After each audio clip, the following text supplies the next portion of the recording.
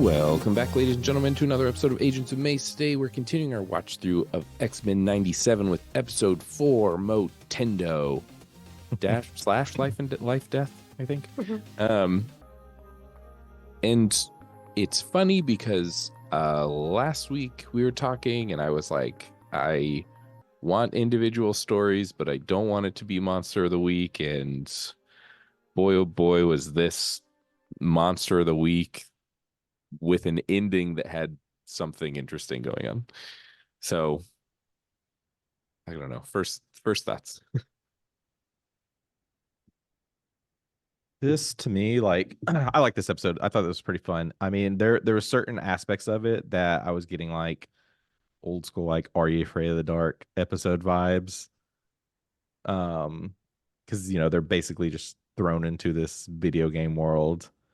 Um, I thought the whole Motendo thing was just hilarious. And yeah, it's one of those like I feel like Jubilee is like always a character that I feel like gets sidelined quite a bit. So, we kind of mentioned this on like the last episode. Like we're getting spend more time with X-Men with other X-Men other than like the feels like first three episodes, has just been focused around like Scott and Jean and what's going on in their world. So this is almost like taking a little step away from that, which has its goods and bads. Because I do like get frustrated because like I feel like if we're gonna tell like the story around their son, let's stay focused on that. But it's cool to see like this other creative side and what they're wanting to do, like with all the various X-Men characters and things that they could do here. But this also kind of goes into a whole nother story, which this was like a part one, correct? It was like part one of how many, ever many.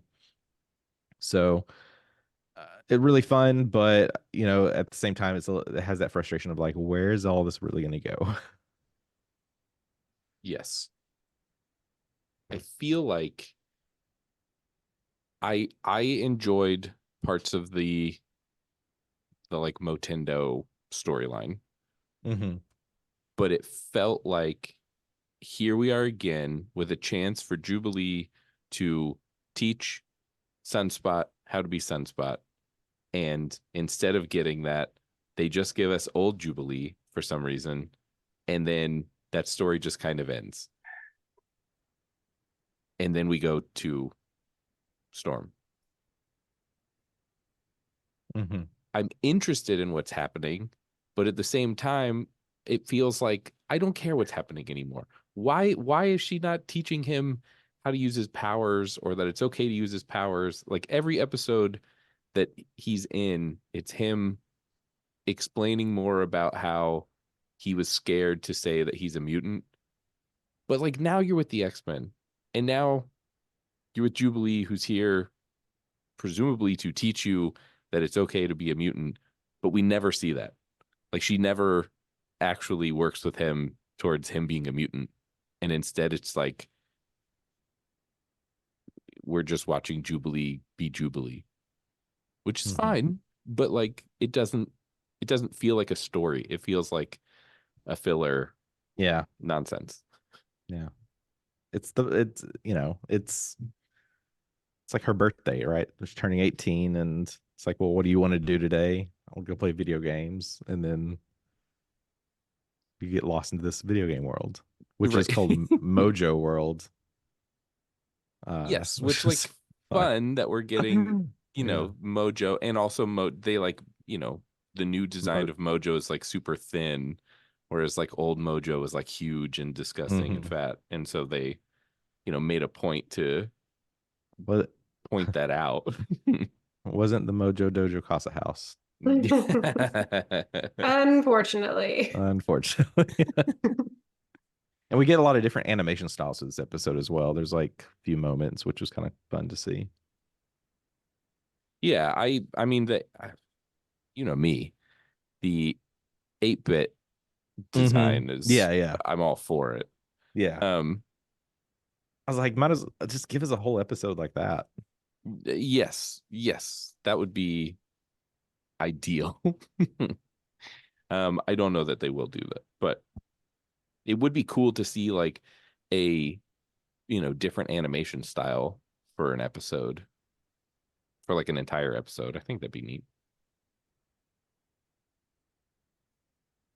I as much as like I don't want to skip it because like we should probably talk about it. I want to talk more about the storm stuff because I feel like that actually has implications towards the rest of the show. But we'll get through the Mojo world stuff first.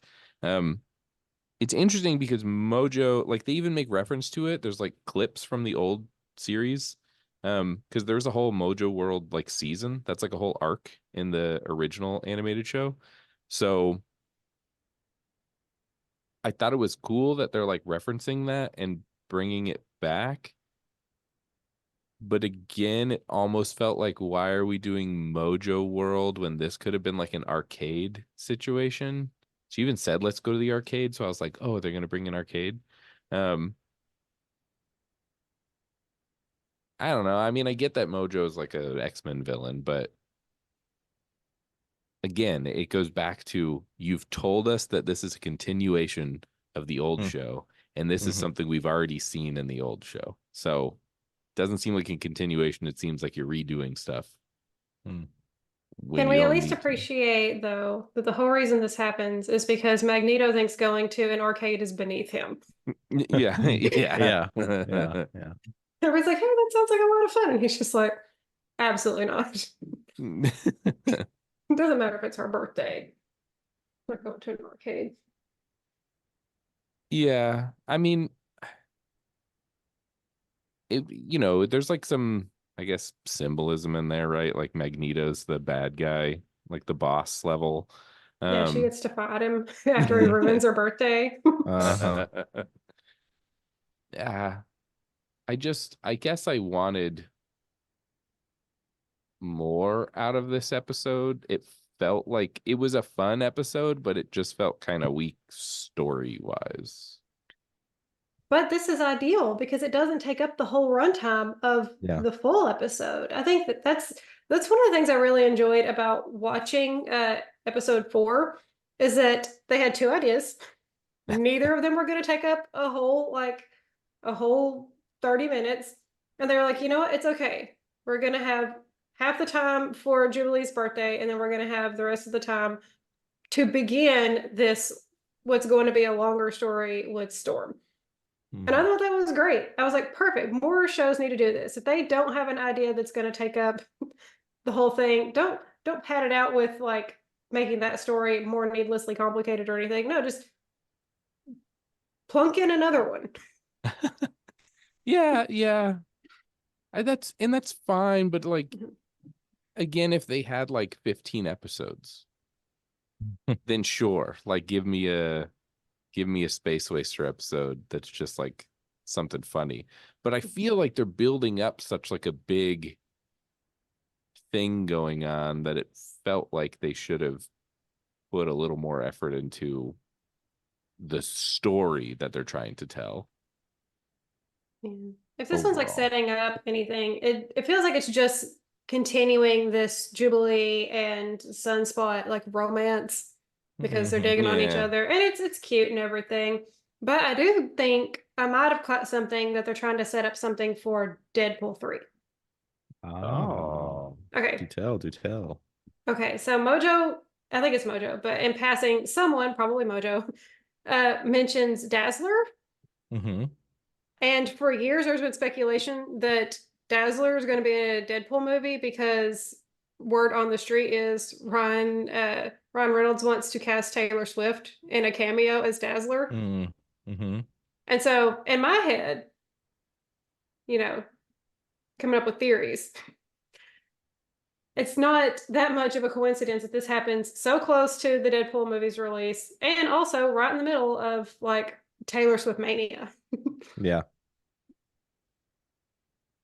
Yeah. I'm just I've saying they could throw out Dazzler just to make us be like, get Dazzler kind of on the brain, and then we're ready for it in Deadpool versus Wolverine. I feel like I've seen, yeah, the Dazzler thing's been floating around for some time now. And you're Mhm. totally right. Yeah, because we just got the Deadpool 3 trailer. T Swift just launched new. I haven't even looked at if she threw like a hint for Dazzler in her new album, then that would basically like like Her album's called The yeah, Dazzler. the Dazzler.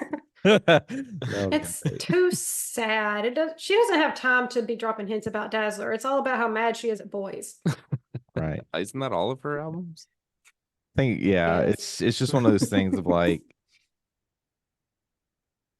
could this be a surprise appearance in Deadpool 3? Maybe a mid-credit scene, post-credit scene. But no, that's great. Yeah.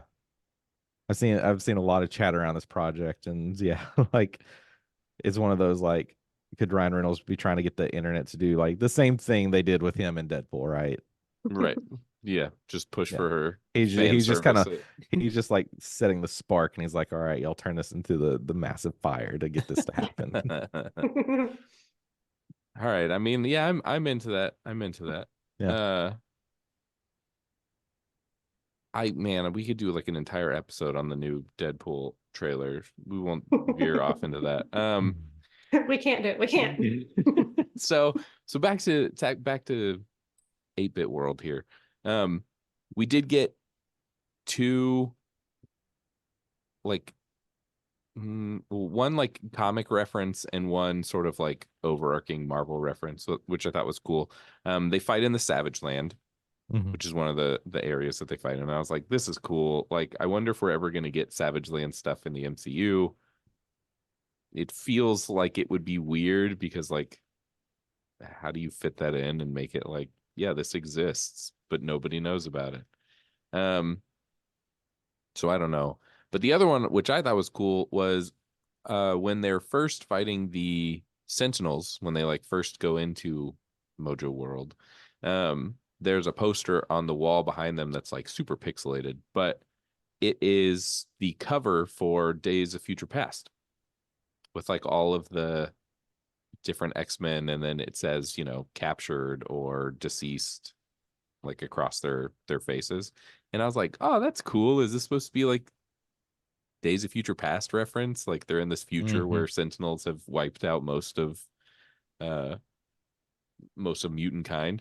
But then I started thinking, well, wait, why would they reference that? They've literally already set that up with Cable going to the future.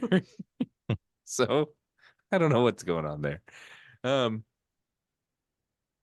but yeah, I mean it was fun. There was fun moments. In reality, it did seem like a filler storyline, which like Mhm. maybe it'll go somewhere, maybe it won't. I don't know. The like more I get into the show, the more I'm like, I get why Jubilee is here. Stop showing me Jubilee stuff. Like I wanted her to be cool, and so far she's just as annoying as she was in the original, which like she was just there and didn't do anything, and then complained about not being able to go to the mall or go to parties, and then real stuff happens to the X-Men, and she's like, I want to go to an arcade. And then she gets sucked into a game and seemingly learns nothing because at the end of the game, even though her old self is like, clearly some sort of cautionary tale, her old self was like, yeah, this place is cool. I've actually been here for a really long time. And I was like, no, that shouldn't be the like cautionary tale here. Mhm. Yeah. The whole story is like a metaphor for Jubilee being afraid a little bit of the future and kind of wanting to stay where everything is the same. And she's even kind of like, I could stay in this game forever. I've fought all these battles, and so this is just a lot of fun. But she realizes that she can't. But yeah, it is kind of contradictory to that message that the old Jubilee is like, I did it, it's rad. Yeah, yeah. Yeah. The whole time I was like, I get that it's supposed to be pushing her forward, but even her old self, yeah, is just like, no, yeah, it was really cool. I mean, you shouldn't do it, but it was really cool. It's I like, did it, so you okay. don't have to. It's awesome. Don't recommend. Don't recommend, but it is awesome. Fun fact, Allison Court returned to voice. Oh, that's cool. So I didn't which it sounded familiar when I heard the voice. I was like, man, I was like, it's either gotta be the original actor or they are spot on. But no, it was Allison Court returned to her voice. Which I can't even know if I can pronounce the character's name. It's the beta version of Jubilee. Um, Oh, Yeah, I just wrote down old Jubilee. yeah, yeah, Absissa. I don't know if I'm pronouncing that correctly. sounds right. Yeah. We'll go with it. That's correct. Sure. Well, let's get to the important part of this episode, which is Storm and Forge hanging out on their ranch, trying to get Storm's powers back. So we learn a little bit more about Forge, even though he's super sketchy about why he's there. He just keeps saying, like, there was a war. And it's like, okay.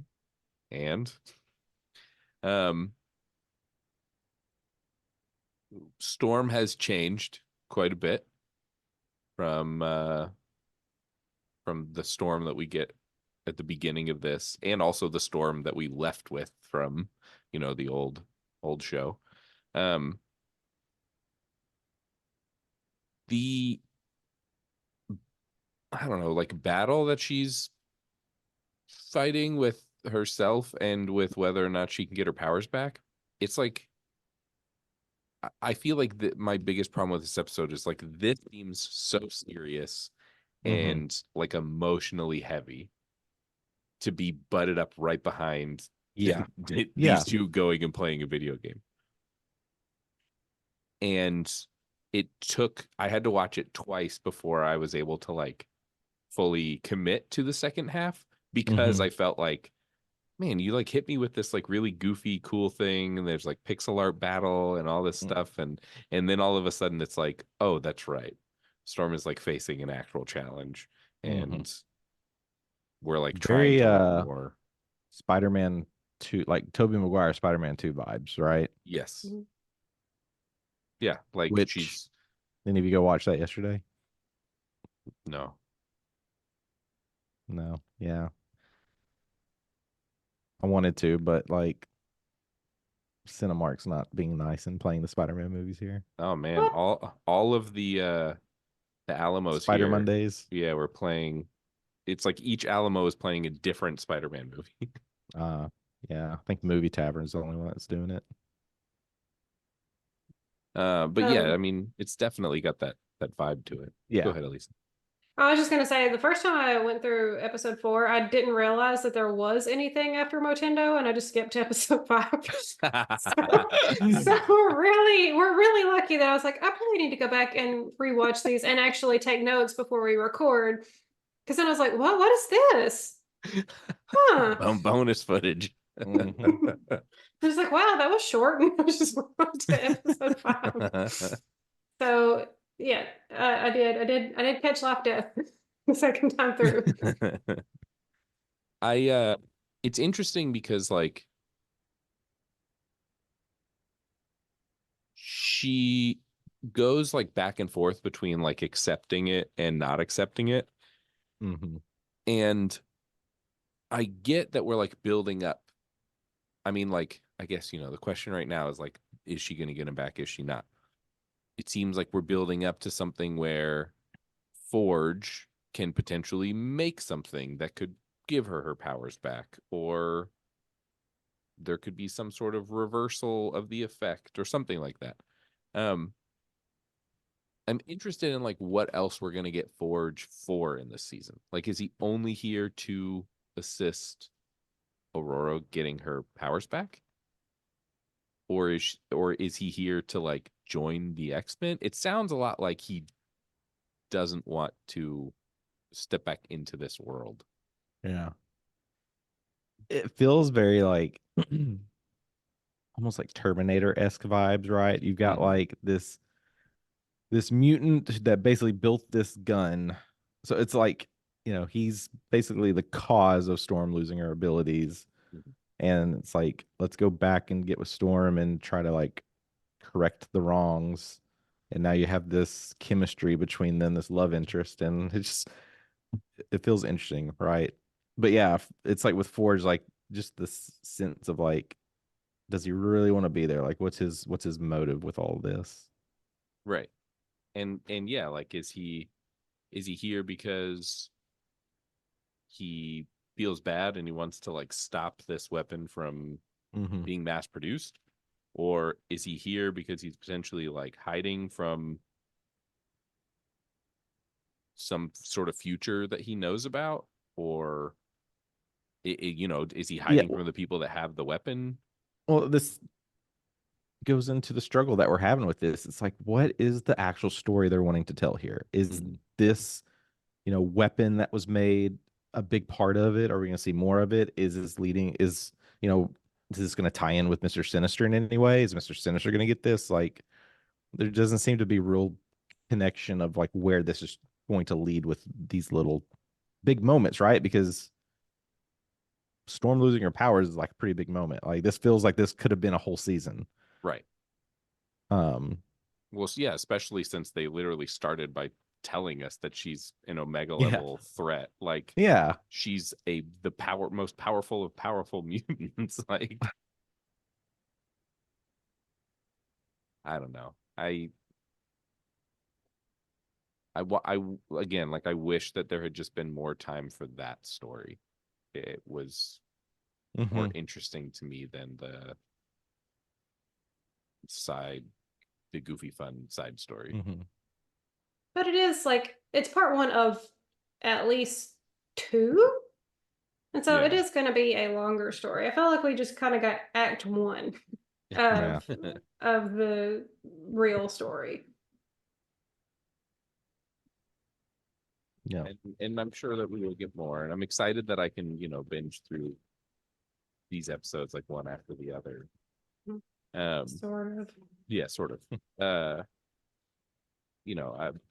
A peek behind the curtain. We waited a little to record these, and it's exciting because I'm having this problem with a lot of other shows that I'm currently watching right now, where I have caught up to them and now have to watch them all week to week, and it's the worst. As an adult who pays for a streaming service, I can't stand having to wait week to week anymore. I got a couple of shows that I've started. It's like they'll give you the first two or three, but then it goes week to week.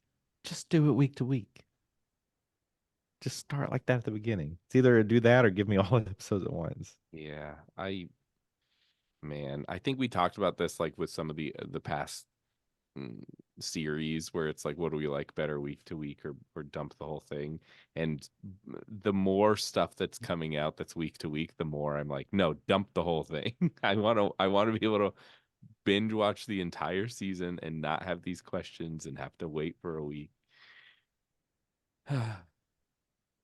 Okay, well, I mean, that's the episode. It was. We didn't get go into the adversary. Yeah, the bird demon that shows up. Yes, that is how it ends. I was trying to think how it ended. Well, because it goes back into this whole like anime-esque, like crazy looking creature. Yeah, it's very dramatic because Storm finds out that Forge helped create weapons that neutralize mutants, and he's like, "I'm sorry," and also I love you, and she slaps him, and it's a whole thing, and then Forge gets hurt, and then the bird demon shows up. Yeah, and then like, what is the bird demon? Who is the bird demon? Why is the bird demon here? Forge, someone who can like create anything, seems like he should have more defenses on his property. But maybe that's the next episode, is we'll see how he defends himself. Do you know the story behind the adversary? Nope. I do not. So it comes from Forge. So it's part of his original mutant ability. So it's basically like the technology thing is just something that he just favored. It was just basically like what he was really into. But he had some magical abilities within him, and it's kind of tied to his Cheyenne Nation background heritage. But there's a story where he's basically neglecting the power, but he is in the Vietnam War and he sees like his entire team get killed, and that power essentially unleashes, and he uses that power and basically summons a demon to destroy the people that killed his team. That demon is what becomes the adversary. Oh, yeah, interesting. I mean, we're here's another thing from the last episode. When Ileana came up, that's like her whole thing, is that she can create portals to Limbo, and that's where she hangs out. We're doing a lot with demons and hell and Yeah. this like fiery, destructive. I wonder if that's going to play a bigger role in this series, or if they're just starting to set it up because we're going to do more with it later and they're just getting us used to the idea that it's here. I know we've already talked about there being like, what are they going to do with Blade, or if they bring back Ghost Rider or anything like Yeah. that? Are they going to do some sort of like Midnight Suns, battling demons and ghosts and monsters? We do have an update on Blade. I don't know if either of you have seen that update. Nope. Go. What is it?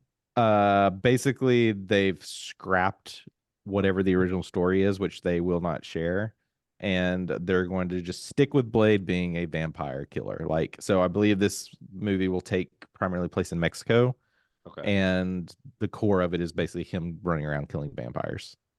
Okay. Don't really so know they much can- beyond that, but I guess they had a big story. Now this goes in. This could the original story have connected to like Midnight Suns or something else? Right.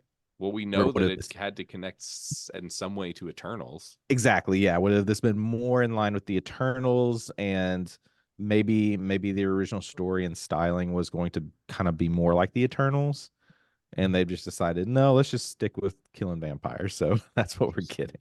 Okay. But it sounds like everything's still in play for Blade. Like they've I guess they've got the story down finally, and they're gonna start filming soon.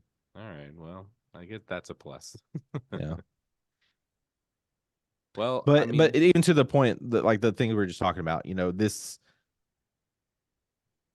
is this just so much for getting used to specifically for X-Men, or is this going to pair with like the MCU as a whole, and what we could be getting in regards with like future like live action movies? Whether this is going to go into a live action X-Men, could this be tied in with Deadpool 3 in any particular way? That's what I'm more curious about. yeah. Well, I feel like this episode was a little shorter on things to talk about. So if we want, we can just, breeze Yeah, it's this into been I think episode 4 has been the shortest episode so far. Yeah. So we can kind of work our way into the Deadpool trailer because I do want to talk about it. Sure, let's do it. LFG. I I'm from watching the trailer, like there's a lot of really exciting things that have come out now in this new trailer for this movie. I am still struggling to find a more direct connection to the MCU. Hmm. It seems like it's going to be a Deadpool movie that's really focused on wrapping up the Fox universe stuff, and then Yeah, we'll end with them being, sling ringed into the MCU, and then that's kind of that. It is. right. I don't know though, but it's also super interesting that in the trailer we see them jump through a sling ring portal, which also could be fake, right? That could be a thing that True. they threw in there just for the trailer Just to to throw us throw, off. yeah, yeah. But both of them jump through, and my biggest question is, well, hold on. So is Hugh Jackman going to continue to be Wolverine? Because That would be awesome. if they jump into the MCU, then you can't replace him now. He's Yeah. canon. Yeah. So I don't know. Well, it's one, taking so long for this to happen. Mhm. Maybe end of the day, it's got to be a numbers game. So maybe part of his contract is like you got to do so many movies or so much time in so many movies and to make it worthwhile, like to get the numbers to where he wanted them. Yeah. So Yeah, maybe he'll be in the next like 5-10 projects. It is interesting because I'm basing this off the trailer. Mm-hmm. It seems like the Wolverine that we're getting is the comic version of Old Man Logan, which is he lives in a world where one night all of the villains teamed up together and killed all the heroes and took over the United States. And Wolverine is essentially tricked by Mysterio into killing all of the X-Men. And when they know that they can't kill Wolverine, so they just sort of like release the mist and let him see what he did. And he decides to be a pacifist. He like puts away his claws. He won't pop his claws out. And he, lives by himself in this like Yeah. wasteland desert. In this trailer, we see him not want to use his claws.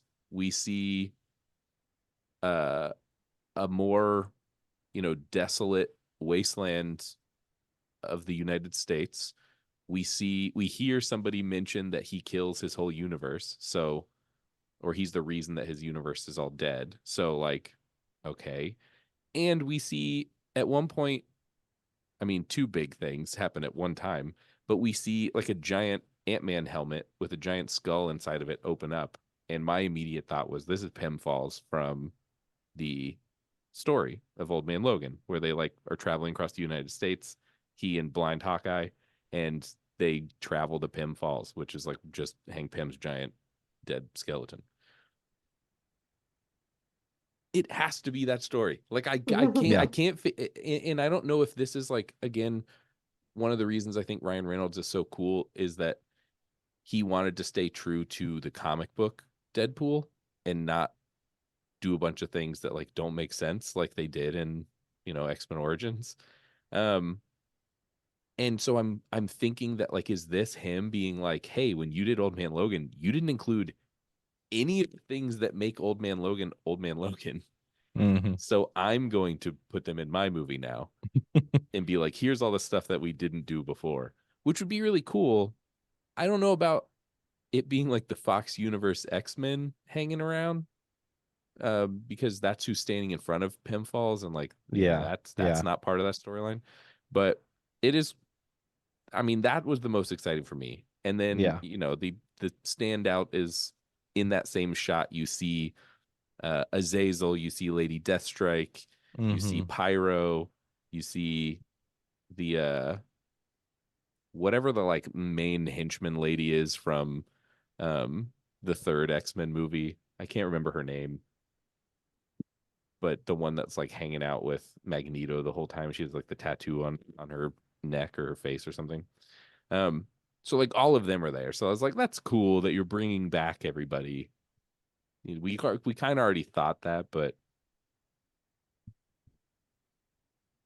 I don't see any of this tying to the MCU.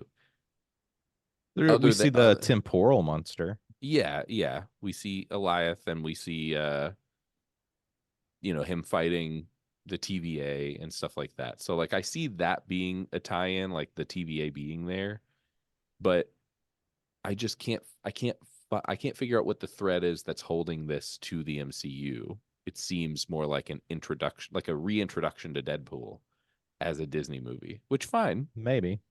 I mean, he mentions Foggy at one point. Does mention Foggy. Yeah. I just, if the whole like portal thing is real, I'm hoping they're going into end game battle. I just want them to show up there and just be like, the whole time he's just making fun of Thanos, and it's just like throwing everyone off. And that'd be fun. And I mean, he canonically Deadpool has a history with Thanos because Mm-hmm. Thanos is married to Death, and at one point Deadpool steals Death from Thanos and gets married to Death himself. So I could see Yeah. that. Yeah. That would be really funny.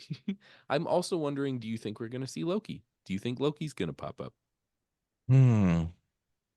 I would like that, obviously. Yeah. Like, is this Maybe. Yeah. And life tree Loki, or or is that the end? Is that where they're going to the life tree? Because that could tie into like the Fox universe is dead. It's all MCU now. Like now we need to go talk to Loki and figure out like where we're supposed to Mhm. be. I mean, I And think it. they, Good. I was going to say, they are in the void for part of this. And we know that there are a ton of Loki Mhm. variants there just kicking around. So he could run into one of those. We'll Alligator Loki. Alligator Loki, we'll President Loki. we'll dog pool meet up with like alligator Loki. Yeah, and yeah, are we gonna get the other versions of Deadpool? We've been teased with Dogpool. People are saying in the original trailer when you see the two like Mac 10s, that could be Lady Deadpool. So like, are we gonna get Yeah. Lady Deadpool, Kid Deadpool, the zombie Deadpool head and Dogpool and get like the full Deadpool core, or Sure, that'd be fun. I mean I'm all for it. Give me more Deadpool stuff. All Um, right, one thing that's it doesn't bother me that much, but the more I see people talking about it, kind of does. But like with Wolverine's costume, mhm. why did they remove the shoulder pads when he goes sleeveless? Like An I unobstructed view. I don't know. I feel like the shoulder pads do need like that would be like the true comic accurate version, but Hmm. Yeah, I feel like they were. I'm sure that there was some sort of like decision being made by somebody who was like, "Look, I will do the best I can, but I can't give you like the exact comic suit." But also, like that's the thing is like Marvel over the past couple years has done a pretty good job at hiding stuff in like through trailers, either showing us hmm things that don't yeah, actually happen or showing us right. things differently. hmm And I could 100% see Ryan Reynolds showing things that don't hmm exist at all or are completely different as a way to Yeah. just be like, it's going to be so much cooler when you see it. So Yeah. who knows? Yeah, I could see him doing that. He's like, I'm not gonna let y'all down. Like, it'll Yeah. be worth it. Yeah. And I mean, it could even be a joke in the movie where it's like it Sure. happens and then Deadpool takes his. I feel like I thought there was. I need to rewatch the trailer. I thought there was one moment where he had them without the sleeves, but I don't know. I'm excited. It's right around the corner. The So only other question is, will we see Wolverine with like the mask or the helmet? I think he does have the helmet on. I think it was in maybe the first trailer. I think there's a moment where he has the helmet and he's like taking it off. So I think we will get him with the helmet, but maybe as just like a here's the full hmm costume and then he's going to remove it and we're not going to have him Yeah. like wearing it. Right. I'll have to look for that. But I'm super excited. That's right around the hmm corner. I'm super Yep. excited to continue X-Men 97. I'm living my X-Men dreams right now. Um so definitely join us next week. We'll continue our watch through of X-Men 97 and give you any updates that we hear on Deadpool or any other Marvel products. So, for our question last week, our question was any non X-Men characters show up in X-Men 97? I think that it would be wild if we did not see one Avenger. Yeah. I don't care who. It just feels like we should get one Avenger. Probably make more sense if it was like Tony Stark coming to help hmm Beast with something or Vision maybe. Although like I don't know canonically when this happens versus where Vision is. Um but yeah, that's my call. Hmm. Maybe. I. It could be cool to see Ant-Man show up. Like, could be Hank, maybe. Yeah. That would be fun. I mean they enjoy putting like Hank Pym Ant-Man in animated Yeah. stuff. So Yeah. Yeah. That's who I'm gonna go for. I think that would be cool. I think I'm gonna go Bucky. He's knocking Ooh. around. He's assassinating stuff at this point in time. And so who would get called in for a mutant uprising? Probably Bucky. it's a good call. It's a good Yeah. call. Yeah. All right. Well, for this week, I'm going to say at least my question. If you guys have a better question, feel free. My question is going to be two parts. First part, did you play any of the old classic, like arcade style X-Men games? Mm, And if you did, who was your favorite character? Wolverine. Yeah, I mean, yeah. But also, I mean, Colossus is pretty good. Yeah, I have to So go find which one I played. I can't remember. There was one at the arcade do remember playing, but usually for me it was between like Cyclops and Wolverine. Anyway, yeah. spoiler to my answer next episode, but We'll talk deeper next episode because I have one other one that was like my all-time go-to. So I'll save that for next week. But thank you all for listening this week. Definitely join us next week for more fun X-Men 97 chit chat, and we'll see you all then. Bye.